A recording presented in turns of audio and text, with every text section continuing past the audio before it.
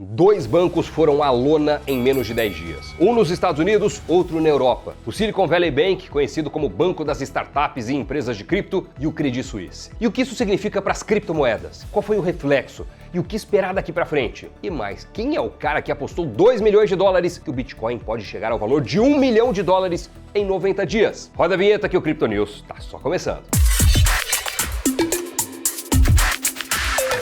Salve pessoal, Crypto News está no ar. Nos Estados Unidos, o Silicon Valley Bank, o SVB, quebrou. Um banco a respeito do qual a gente pouco ou nada ouvia falar, né? Mas que era longe de ser pequeno. A gente está falando da segunda maior falência bancária da história dos Estados Unidos. Quem é ou era o SVB? E qual a sua importância para o mundo cripto em particular? O SVB era conhecido como o Banco das Startups e Empresas de Cripto, por ter sido um dos maiores financiadores de projetos nesses ecossistemas e também um dos principais depositários, onde startups, fundos, empresas do Vale do Silício e outras ligadas a criptos deixavam o seu dinheiro. Em números e nomes, eram 212 bilhões de dólares registrados em ativos no balanço do banco, dinheiro em grande parte de grandes nomes do ecossistema cripto e de outros segmentos de inovação que estavam entre sua clientela. Eu estou falando de Coinbase, Robinhood, Zoom, Tesla, Square, Airbnb, Uber, DocuSign, Dropbox, só para citar alguns dos mais famosos. Mas o banco teve as suas operações interrompidas e o seu controle tomado pelo governo dos Estados Unidos. Em um comunicado ao mercado, a autoridade monetária do país informou que o SVB estava insolvente, ou seja, não tinha mais capacidade de honrar os seus compromissos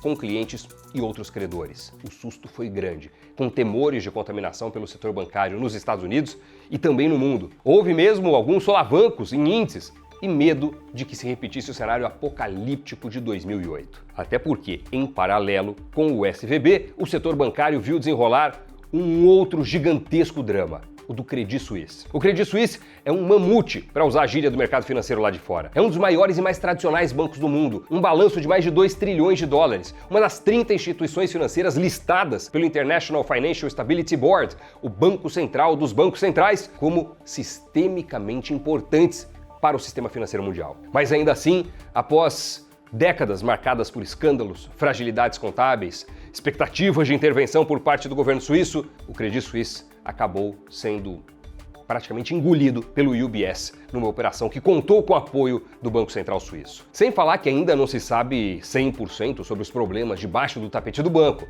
o que rendeu um comentário do economista Nouriel Roubini, atualizando aquela máxima a respeito da qual a gente já sabe.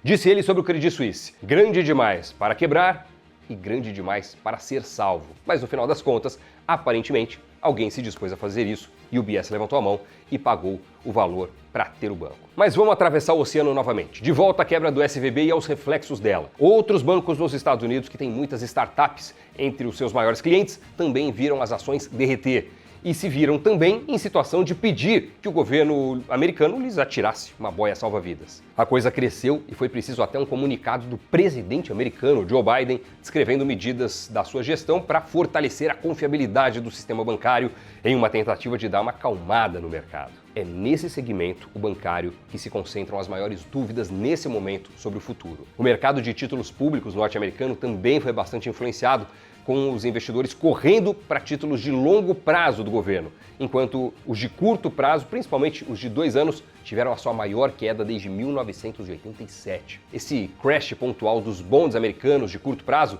foi lido pelos analistas e pelos especialistas como um sinal de que a maior parte do mercado já considerava improvável, até aquele momento, que o Fed, o Banco Central dos Estados Unidos, continuasse aumentando a taxa básica de juros da economia americana, como vinha sinalizando nos últimos meses e até mais do que isso. Mas desde então a situação dos bonds se reverteu parcialmente. E essa aparente unanimidade dos analistas sobre um recuo do Fed já foi dissipada, dando lugar a vozes que prevêem o contrário, que o Banco Central dos Estados Unidos deve aumentar ainda mais os juros. Olha, o assunto, você percebe, é bem controverso, tem opinião para todo lado e o mar continua turbulento. Uma das vozes foi a do Larry Fink, o CEO da BlackRock, a maior gestora de investimentos do mundo com 10 trilhões de dólares sob gestão. Na sua tradicional carta ao mercado no início do ano, Fink defendeu que o Banco Central dos Estados Unidos continue no seu movimento de alta dos juros como um remédio amargo contra o que ele vê como persistentes ameaças de inflação e de riscos de liquidez sobre o mercado financeiro. O chefe da BlackRock disse ainda que a situação atual está cobrando o preço do dinheiro fácil dos últimos anos de pandemia. Segundo ele, essa foi uma fase em que muitos investidores aumentaram a exposição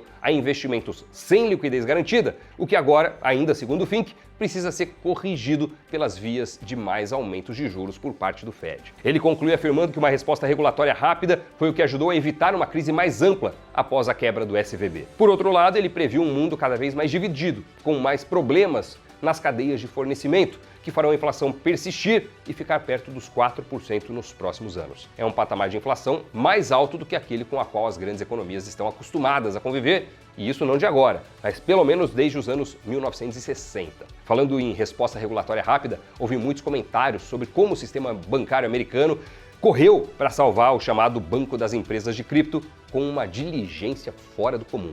O FDIC, o Federal Deposit Insurance Corporation, uma agência do governo dos Estados Unidos criada para dar suporte ao sistema bancário americano, se apressou em anunciar um pacote extraordinário em parceria com o Fed e com o Tesouro Americano, olha que trio, para garantir acesso integral a todos os depósitos que existiam no SVB. É isso mesmo, acesso integral aos recursos do banco que quebrou. Ou seja, uma mão mais do que amiga, do governo, indo além dos 250 mil dólares em depósitos que tradicionalmente são garantidos quando há problemas sérios com bancos e outras instituições financeiras. Essa ferramenta de garantia também existe no Brasil, nos moldes do que faz o FGC, garantindo resgates de 250 mil reais por CPF em caso de problemas de liquidez em alguma instituição financeira. Bom, e uma parte, é claro que essa intervenção do Estado na economia gerou muita zoeira na internet, Essa aí mostra a dúvida entre qual botão de emergência apertar. O primeiro, que diz criptos são uma fraude, deixe o seu dinheiro nos bancos, e o outro, que diz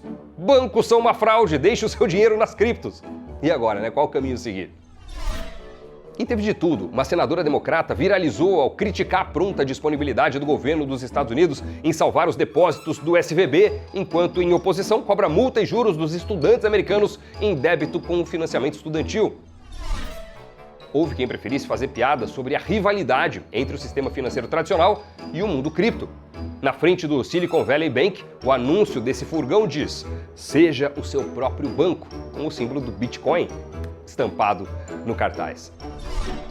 E finalmente, memes zombando das ideias do Estado mínimo e de não intervenção, que são tão populares nos meios bancário e cripto. Olha o Monopoly aí, com uma regra de perguntas frequentes que diz o seguinte: e se o banco ficar sem dinheiro? E a resposta: alguns jogadores acham que o banco quebra se ficar sem dinheiro. Um banco nunca quebra. Para continuar jogando, use pedaços de papel para seguir anotando cada transação dos jogadores até que o banco tenha dinheiro suficiente para operar novamente.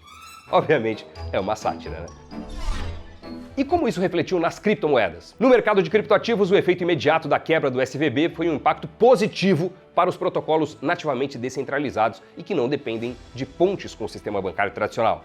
Caso da principal criptomoeda de todas, o Bitcoin. Nessa onda, a pioneira entre as criptomoedas viu uma disparada nos preços, que voltaram a ultrapassar os 28 mil dólares depois de muito tempo longe desse patamar. Nível que não se via há 9 meses. Estou falando de 37% de alta em 10 dias. Ethereum também subiu bem. Mas no ecossistema cripto tem de tudo. E mesmo ativos digitais criados para funcionarem apenas no ambiente digital podem ter um pé no sistema tradicional. Em casos como esse, eles acabam sofrendo algum abalo também. Foi o que aconteceu com o USDC, a stablecoin pareada ao dólar emitida pela Circle e tida como uma das mais seguras stablecoins do mundo, mais até que a USDT. Segundo a sua premissa de existência, para cada um USDC emitido deve haver um dólar equivalente depositado na conta bancária, ou seja, um lastro total. Pois bem, uma bela fatia dessa reserva do USDC estava justamente depositada, adivinha, no Silicon Valley Bank, o banco que quebrou. E enquanto não se soube ao certo se o governo americano entraria com uma ação mais forte, com um pacote de resgate para salvar o SVB, o valor da USDC despencou ao longo da semana. Caiu até 88 centavos de dólar, uma moeda, vamos lembrar, que teoricamente deveria ser sempre no valor de $1, de forma estável. É nesse tipo de momento que a gente aprende que até mesmo as stablecoins não são tão stable assim, ao menos não sempre. Essa queda foi parcialmente recuperada, mas o susto deixou marcas. E também abalou alguns protocolos DeFi, as finanças descentralizadas. Em alguns casos, esses protocolos usam ou usavam o USDC como parte das operações e dos empréstimos. Por isso, alguns tokens de gestão de protocolos DeFi tiveram quedas. Agora é aguardar as cenas dos próximos capítulos, tendo em mente mais uma semana de aprendizados sobre a importância de diversificar e equilibrar bem os investimentos em cripto. Mas olha, o reflexo positivo para quem estava comprado em criptomoedas é que com o crescimento da insegurança e da desconfiança sobre o sistema financeiro e as instituições bancárias, antes vistas como super sólidas, caso do SVB e do Credit Suisse, as criptos ressurgem como fênix, como uma alternativa interessante. Não é à toa que essa disparada do Bitcoin veio nos dias subsequentes e puxou várias outras criptos junto. Será que é o começo de uma retomada mais forte, principalmente do BTC? Tem gente que está otimista, viu? E otimista até demais. Balaji Srinivasan, o ex-diretor de tecnologia da Coinbase, está tão convencido de que a crise bancária americana chegará a níveis absurdos, gerando hiperinflação nos Estados Unidos e favorecendo drasticamente as criptos, que decidiu fazer uma aposta, mas uma aposta pesada.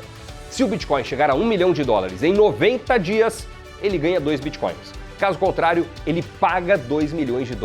Eu não sei quanto dinheiro ele tem, mas ele parece bastante decidido. Tomara que ele acerte 30% dessa aposta aí. Espero que você esteja curtindo o programa. Se tiver, muito obrigado pelo like, por se inscrever no nosso canal Invest News. E não acabou não, hein? Tem o Criptogiro.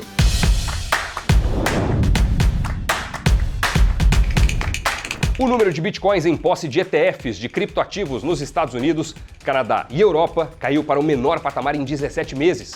Esses ETFs são tidos como os veículos de entrada no segmento cripto para investidores institucionais. Por isso, a queda no número de bitcoins em posse desses fundos foi lida como um sinal de que os institucionais estão ainda reticentes com cripto e não estão participando do recente rally de preços do Bitcoin, tanto quanto outros perfis de investidores. Enquanto isso, a gestora de criptoativos Hashdex, que já há algum tempo é uma das líderes no segmento na América Latina, viveu essa semana um grande momento na Bolsa de Valores de Nova York. A empresa brasileira tocou o sino de abertura do pregão em comemoração ao aniversário de 6 meses do lançamento de seu ETF de criptoativos, o primeiro aprovado no mercado americano sob a lei de investimentos do país. Antes de ir para o mercado dos Estados Unidos, a Hashdex já tinha lançado o primeiro ETF de cripto na B3, a Bolsa Brasileira, em 2021. Muito obrigado pela companhia neste Crypto News. Muito obrigado pelo like, por se inscrever no Invest News, no nosso canal. Bons investimentos e até o próximo programa, pessoal. Tchau!